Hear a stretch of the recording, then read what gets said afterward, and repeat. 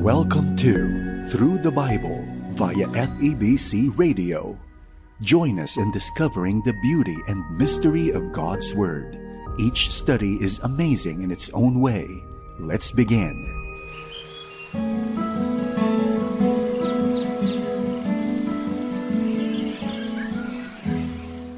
Ang Diyos ay tapat sa kanyang mga pangako.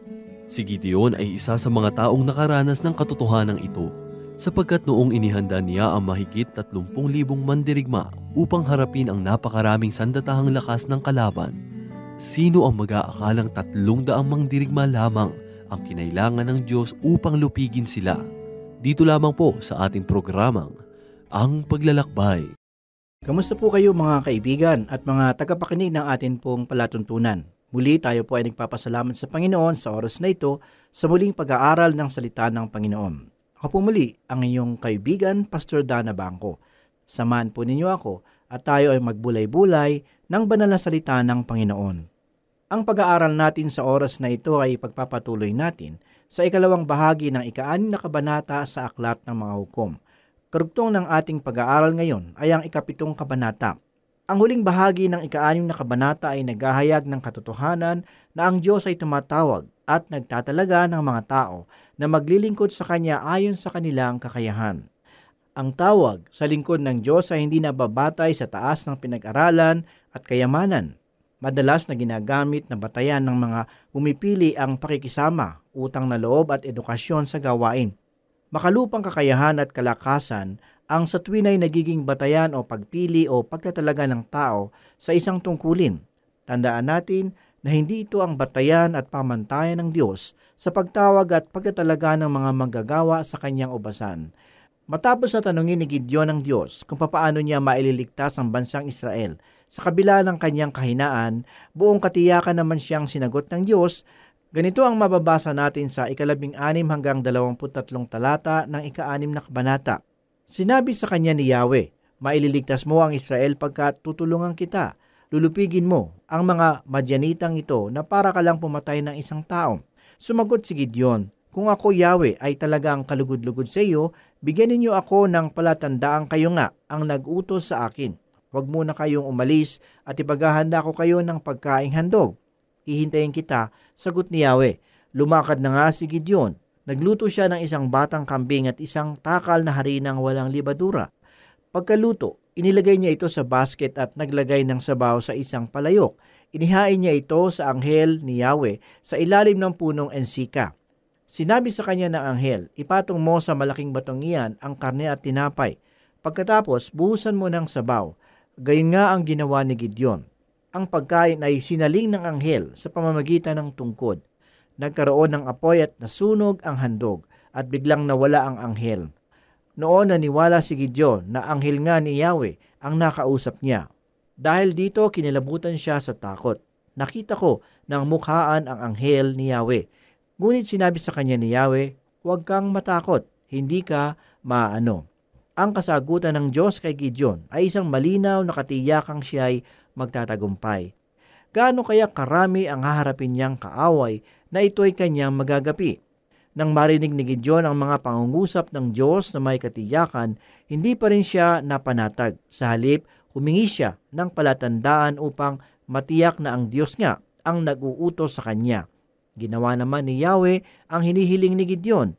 Sa 19 hanggang 23 talata, ipinaghanda ni Gideon ng pagkaing handog si Yahweh. Matapos maghanda ng handog na susunugin, inutusan ng Diyos si Gideon na ipatong sa ibabaw ng malaking bato ang handog na karne at tinapay. Pinabuhusan niya ito ng sabaw. Nang magawa ito ni Gideon, sinaling ng anghel ng Diyos ang pagkain sa pamamagitan ng tungkod. Nagkaroon ng apoy at ito'y nasunog. Kinilabutan sa takot si Gideon nang masaksihan ang himala na ginawa ng Diyos. Dagli namang pinalakas ng Diyos ang kalooban ni Gideon sa pagsasabi na hindi siya dapat matakot. Nang araw ding iyon, nagtayo ng altar si Gideon sa lugar na pinangyarihan ng himala. Dito na nagsimula at unti-unting nabuo ang tapang ni Gideon na nagmula sa Diyos. Ganito ang mababasa natin sa 24 hanggang 27. At si Gideon ay nagtayo roon ng isang altar na tinawag niyang Yahweh Salom. Si Yahweh ay kapayapaan. Hanggang ngayon ay naroon pa ang altar. Kinagabihan, sinabi ni Yahweh kay Gideon, kunin mo ang toro ng iyong ama, yaong 70 taon na ginagamit na panghalili. Gibain mo ang altar ni Baal na ipinagawa ng iyong ama at durugin mo ang rebulto sa tabi nito. Pagkatapos, magtayo ka ng isang maayos na altar sa tuktok nitong kutang ito para kay Yahweh. Pagputol-putulin mo ang sagradong poste ni Asherah, igatong mo sa altar at doon mo sunugin ang toro ng iyong ama bilang handog sa akin. Isinama ni Gideon ang 10 sa kanyang mga bataan at ginawa ang iniutos sa kanya.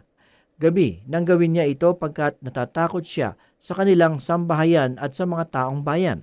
Malinaw na sinasabi sa mga talata na ating binasa na inutusan ng Diyos si Gideon na gampanan ang kanyang tungkulin bilang hukom. Sa kabila ng utos at pangako ng Diyos sa kanya, mababakas pa rin na naghahari ang pagkatakot kay Gideon, sapagkat sa halip na gawin niya sa umaga ang ipinag-utos ng Diyos, mas minarapat niyang isakatuparan nito ng hating gabi. Nagawa nga ni Gideon ang pinag-uutos ng Diyos sa kanya. Ganoon pa man, natuklasan din ng mga tao na si Gideon ang nagwasak ng altar ni Asherah na isang Diyos-Diyusan. Nagalit ang mga tao at pinagtangkaang patayin si Gideon. Ganito ang mababasa natin sa 28 hanggang 30 talata. Kinabukasan, nagisnan na lamang ng mga taong giba ang altar ni Baal. Ang sagradong poste ay putol-putol at siyang ipinangsusunog sa tronong nakahandog sa bagong altar na naroon. Nagtanungan sila, sino kaya ang may gawa nito? Siniyasat nila itong mabuti at nalaman nilang si Gideon ang may kagagawan. Hinanap nila si Joas at sinabi, ilabas mo rito ang iyong anak. Papatayin namin siya pagkat giniba niya ang templo ni Baal at pinagputol-putol ang sagradong poste sa tabi ng altar. Sa pagkakataong ito, hindi naman hinayaan ni Joas na ama ni Gideon na gawa ng kasamaan ng kanyang anak. Kaya't ipinagtanggol niya ito. Ganito ang kanyang sinabi sa kanila sa 31 hanggang 2 talata. Sumagot si Joas, ipaghihiganti ba ninyo si Baal? Sino mang makikipaglaban para sa kanya ay papatayin bago mag-umaga. Kayo ba ang dapat na magtanggol kay Baal? Kung siya ay talagang Diyos, bakit hindi niya ipagtanggol ang kanyang sarili? Yamang altar niya ang giniba. Samantala, sa 33 hanggang 40 talata, muli na namang nagsama-samang tumawid ng Ilog Jordan ang mga Madyanita, Amalesita at iba pang mga tribo.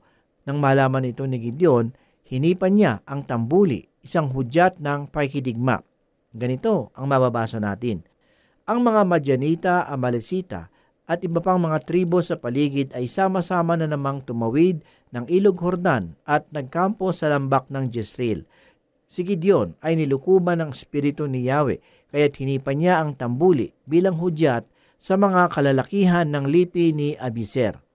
Nagpasugo siya sa Neptali. Tumugon naman ang mga ito at sila'y buong pagkakaisa na sumunod kay Gideon. Sinabi ni Gideon sa Diyos, sinabi ninyo sa akin na ako ay kakasangkapanin ninyo upang iligtas ang Israel. Dahil dito, maglalatag ako ng isang lana sa giikan ng trigo. Pag nabasa ito ng hamog, ngunit tuyo ang paligid, ako nga ang ibig ninyong magligtas sa Israel. Ganoon nga ang ginawa ni Gideon.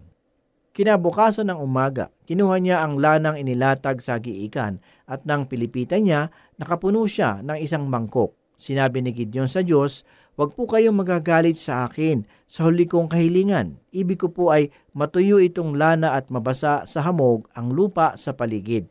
Kinagabihan, ginawa nga iyon ng Diyos. Tuyo ang lana ngunit basa ng hamog ang lupa sa paligid nito. Katulad ng ating nabasa sa 34 na talata, ang pag-ihip ng tambuli ay hudyat ng pakikidigma. Sa oras na iyon, kung sino man sa mga lalaking Israel ang umihip ng tambuli, ito'y nangangahulugan lamang na ang buong hukbo ay handa na sa pakikidigma.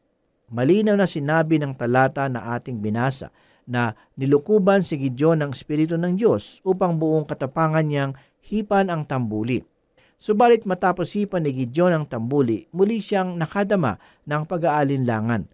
Kaya't muli siyang humingi ng palatandaan sa Diyos. 2 ulit niyang hiniling na magpakita ang Diyos ng palatandaan na siya nga ang tunay na itinalaga upang maging hukom at 2 ulit din na pinatunayan ng Diyos na siya nga ang nagtalaga kay Gideon. Kaibigan, kapag ikaw ay kinalugdan ng Diyos, makakaasa ka na siya ang gagabay at magbibigay ng lakas sa iyo upang humarap sa bawat hamon sa paglilingkod. Sa panahon ng pag-aalinlangan at sa tawag ng pagkatalaga sa paglilingkod, naroon siya at palaging handa na tumulong upang lubos mong maunawaan at matanggap na ikaw ay pinili at tinawag niya na gumanap ng isang dakilang gawain. Samantala, tunghayan naman natin ang 7 kabanata kung papaano nilupig ni Gideon ang mga Madyanita. Ganito ang ating mababasa sa 1 hanggang 3 talata. Kinabukasan, maagang lumakad si Jerubbaal o si Gideon at ang kanyang mga tauhan. Nagkampo sila sa may bukal ng Harod.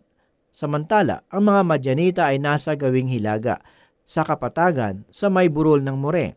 Sinabi ni Yahweh kay Gideon, "Napakarami ng kasama mo. Baka akala nilang nalupig nila ang Madyanita nang di dahil sa tulong ko. Kaya sabihin mo sa kanila na lahat ng natatakot ay maaari nang umuwi." Nang sabihin ito ni Gideon, umuwi ang 22,000, ang natira ay 10,000 lamang. Sa mga talata na ating binasa, makikita na nagsimula ng pangunahan ni Gideon ang kanyang mga tauhan. Nagkampo sila sa may bukal ng Harod. Sa kabuuan, mayroong 32,000 tauhan si Gideon na sumama sa kanya upang labanan ang mga Madyanita.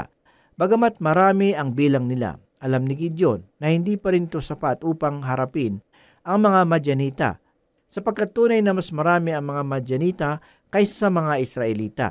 Subalit kakaiba ang tingin ng Diyos sa kalagayan ni Gideon at ng kanyang mga tauhan. Para sa Diyos, sila'y sobrang dami para labanan ang mga Madyanita, kaya't inutusan niya si Gideon na magbawas ng mga tauhan. Bakit ito ginawa ng Diyos? Sapagkat ayaw ng Diyos na isipin ng mga Israelita na hindi niya sila ginabayan, lalo na kung magapi nila ang mga Madyanita. Sa madaling salita, nakikita ng Diyos sa puso ng marami sa kanila na hindi siya pararangalan ng mga tao sa oras na maipanalo nila ang laban. Sa halip, ang itataas nila ay kanilang mga sariling kalakasan. Matapos umuwi ang 22,000 na kalalakihan at natira na lamang ang 10,000, muling nagsalita ang Diyos kay Gideon. Sinabi niya na marami pa rin ang natira para sa Diyos. Sadyang marami pa rin sila upang labanan ang mga Madyanita. Kaya inutusan niya si Gideon na dalhin ang mga natirang tauhan sa tabi ng batis.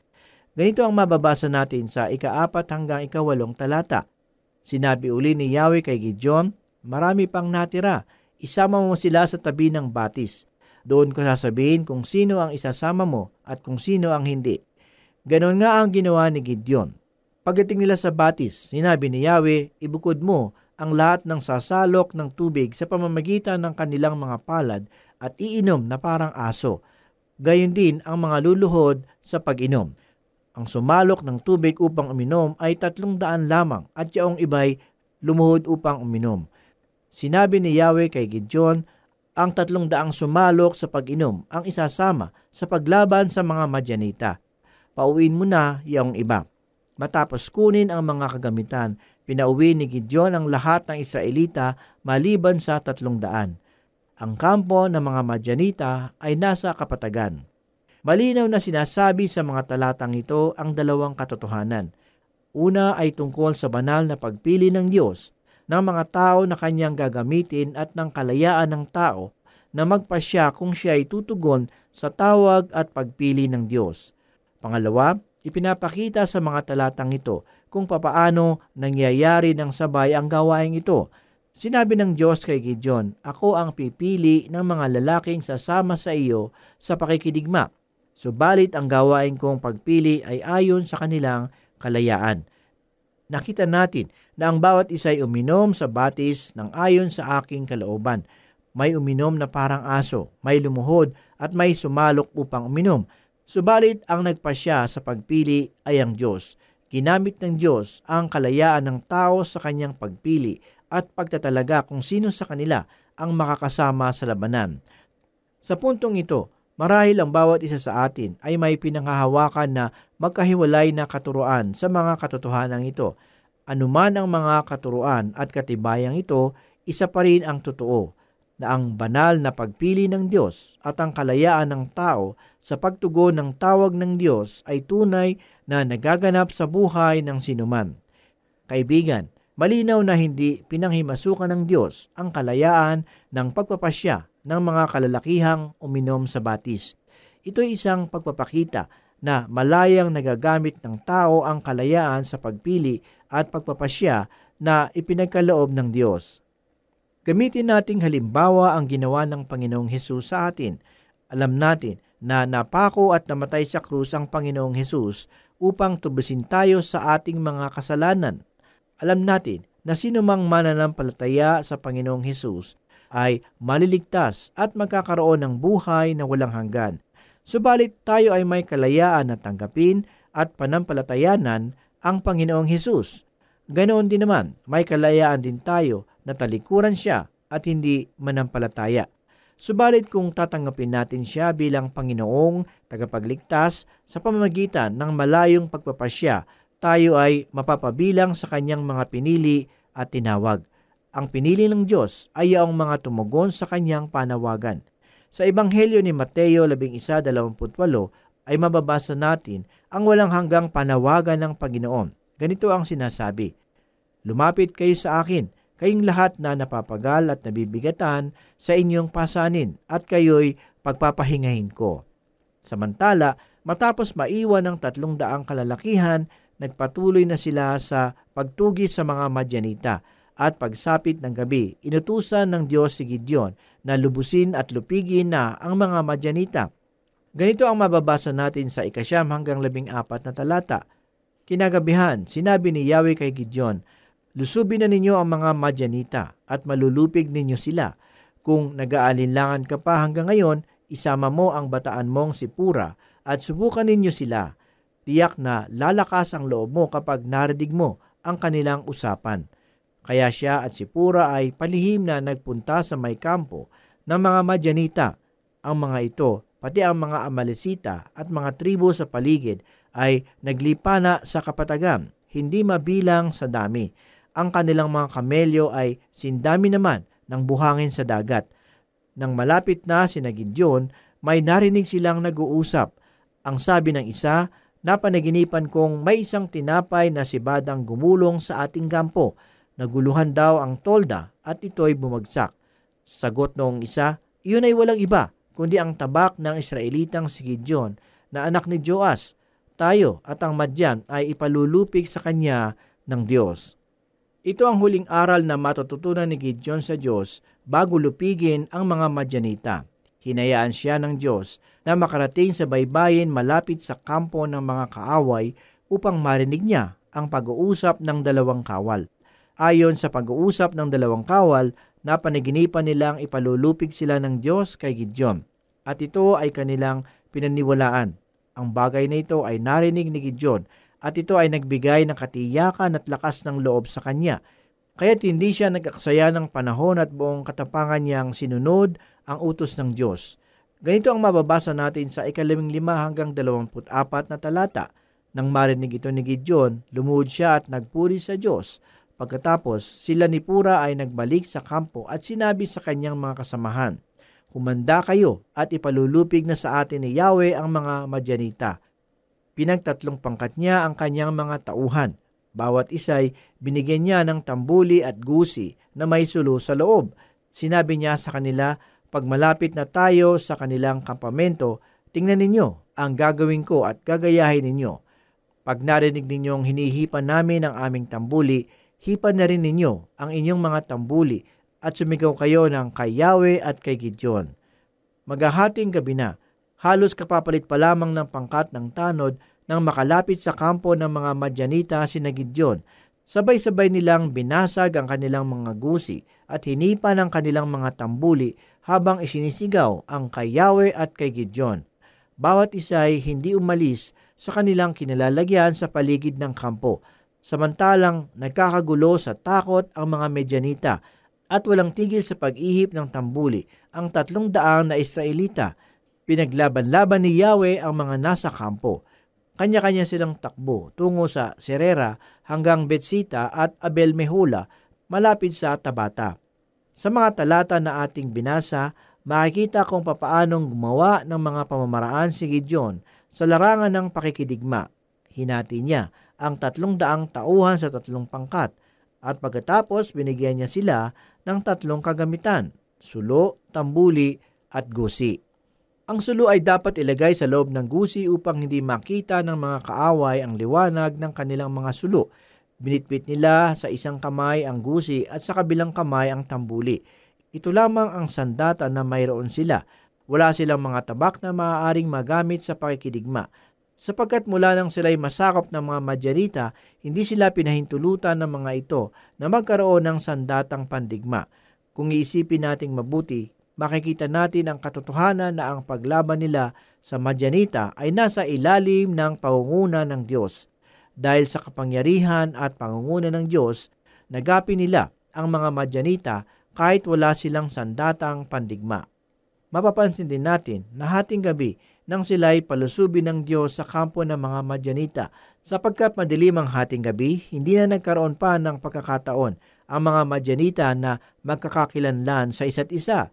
Nang marinig nila ang tunog ng tambuli at sigaw ng mga Israelita, nagdulot ito ng matinding pagkalito at takot sa gitna ng kadiliman ng gabi. Sila ang nagpatayan. Walang pag-aalinlangan na ito ay pagpapakita ng kapangyarihan at kaparaanan ng Diyos. Dahil sa kanyang kapangyarihan at kakayanan, ginawa niyang magtagumpay si Gideon at ang kanyang mga kawal. Sinabi ng Panginoon kay Josue sa Kabanata 1, talata 5 na, hindi ka matatalo ni naman habang ikaw ay nabubuhay. Sa oras na ito mga kaibigan at tagapakinig ng ating palatuntunan, nawa ay patuloy na nangungusap sa inyo ang mga salita ng Panginoong Hesukristo. Napakadakila ng ating Panginoon. Ang kanyang pag-ibig at biyaya ay walang kapantay.